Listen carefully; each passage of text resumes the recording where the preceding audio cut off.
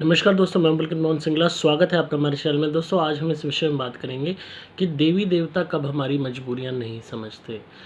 दोस्तों, अक्सर लोगों के मन में विचार होते हैं कि वो अलग अलग देवी देवताओं को पूजने लगते हैं, कृपा पाने के लिए, शक्तियाँ पाने के लिए, फ़ायदे पाने के लिए, पैसा दौलत पाने के लिए, रुके हुए कामों को पूरा करने के लिए।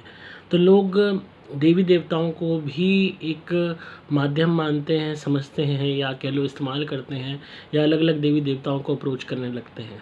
पर कुछ केसेस में उनकी इच्छाएं पूरी भी होने लगती हैं, कुछ केसेस में नहीं भी होती। कुछ केसेस में कुछ हद तक उन्हें रिजल्ट मिल जाता है। जब ऐसा होता है या एक डेस्परेशन होती है अपने अधूरे कामों को पूरा करने की या इच्छाओं की पूर्ति की, तो लोग क्या करते हैं कि देवी देवताओं के आगे डिफरेंट डिफरेंट प्रपोजल्स रखने लगते हैं कि प्लीज़ मेरा ये काम करा दो, ये कर देंगे, वो कर देंगे, ये काम करा दो, हम ये कर आएंगे जाके। तो जिस तरीके से आप कोई भी चीज़ का आह्वान कर रहे हो और साथ में एक शर्त रख रहे हो, साथ में उस शक्ति को आप वादा कर रहे हो कि पर्टिकुलर काम मैं कर दूंगा आपके लिए, या इतने लोगों के लिए, या मैं इतना दान कर दूंगा, तो एक तरीके से आप एक प्रॉमिस कर रहे हो। और उसके साथ साथ लोग क्या करते हैं, एक पर्टिकुलर फॉर्म ऑफ पूजा पाठ कह लो, चाहे उस पर्टिकुलर देवी देवता के निमित्त करते हैं, चाहे वो ग्रैंड हो, चाहे वो सूक्ष्म हो, चाहे वो किसी पर्टिकुलर स्थान पे जाके हो। तो ऐसा करने से एक लाग लग जाती है, जिससे वो शक्तियाँ एक्सपेक्ट करने लगती हैं कि आप ऐसा दोबारा करो, बार बार करो। जितनी भी शक्तियाँ हैं, देवी देवता हैं, ये भक्ति के भूखे होते हैं।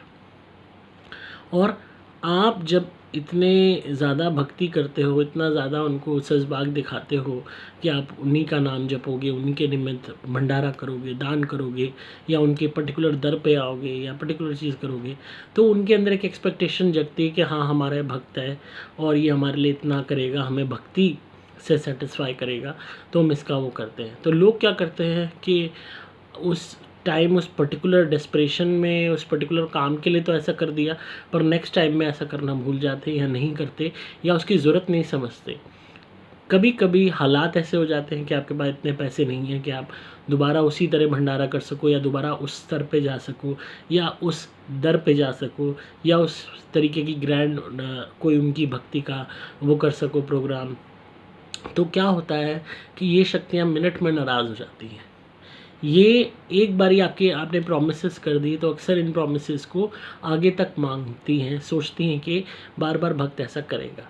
और जो ज़मीनी हकीकत की मजबूरियां हैं, वो ये शक्तियां नहीं समझती।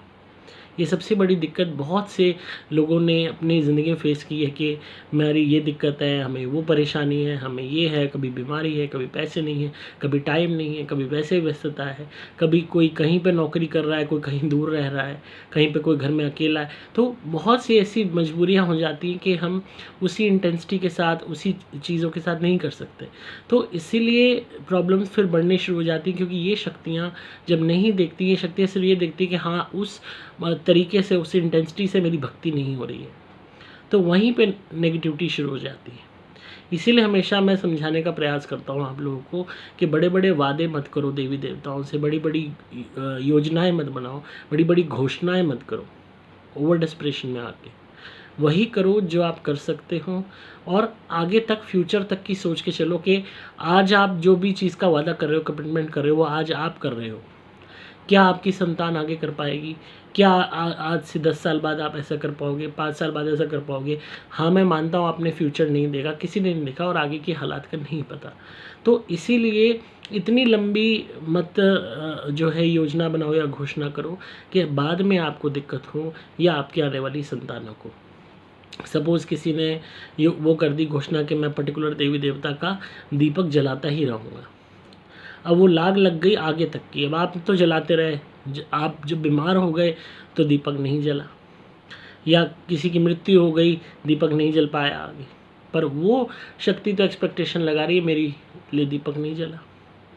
अब किसी भी तरीके से वहाँ फिर दीपक जलना ही है, चाहे फिर आपकी संतान जलाए, चाहे आपका कोई नौकर जलाए, चाहे कोई भी वो जलाए, मतलब उस पर्टिकुलर स्थान पे फिर जलना ही है।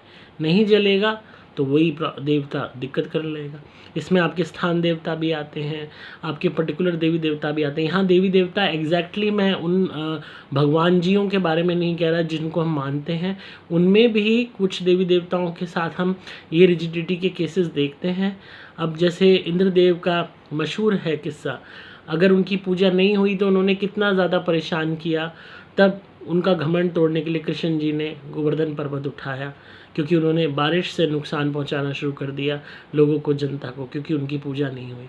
तो इसी तरीके से देवी देवताओं के अंदर फिर भी कहीं ना कहीं ऐसे तत्व होते हैं जो उनके अंदर अहम पैदा करते हैं, गुस्सा पैदा करते हैं, घमंड पैदा करते हैं और खुद की भक्ति कराने की लालसा पैदा करते हैं। इसमें पृथ्वी पर विचरण करने वाले देवता भी आते हैं, देवियाँ भी आती हैं। इसलिए कभी भी आप किसी भी देवी देवता को मानते हो, चाहे उच्च स्तर के हों, चाहे मध्य स्तर के हों, चाहे पृथ्वी पे विचरण करने वाले हों, हमेशा इस बात का ध्यान रखो, कभी भी ऐसी योजनाएं या घोषणा ना करना कि आप तो निभा रहे हो, आगे की संतान ना निभा सके या आगे के हालात में ऐसा ना हो सके, क्योंकि मजबूरियां जो हमारी ज़मीनी हकीकत की, जो हमारे जीवन की होती हैं, वो ये शक्तियाँ नहीं समझती और फिर इंसान को परेशानियां भुगतनी पड़ती हैं और दिक्कतें उठानी पड़ती हैं। और मैंने प्रत्यक्ष ये चीज़ देखा है, लोगों को बर्बाद होते देखा है। तो इसीलिए हमेशा उतना ही करो जितना आप कर सकते हो। तो आई होप आपको आज की वीडियो पसंद आई होगी। तो इसी तरह सुनते रहिए, प्यार देते रहिए, सब्सक्राइब कीजिए चैनल को ताकि आपको इसी तरीके की अपडेट्स मिलती रहें। अगर आप किसी भी नेगेटिविटी से परेशान हैं तो ध्वनि मंगाइए। आपको सिंपली मोबाइल नंबर 8130331007 पे संपर्क करना होगा। मैं हूँ आपका दोस्त पुलकित मोहन सिंगला।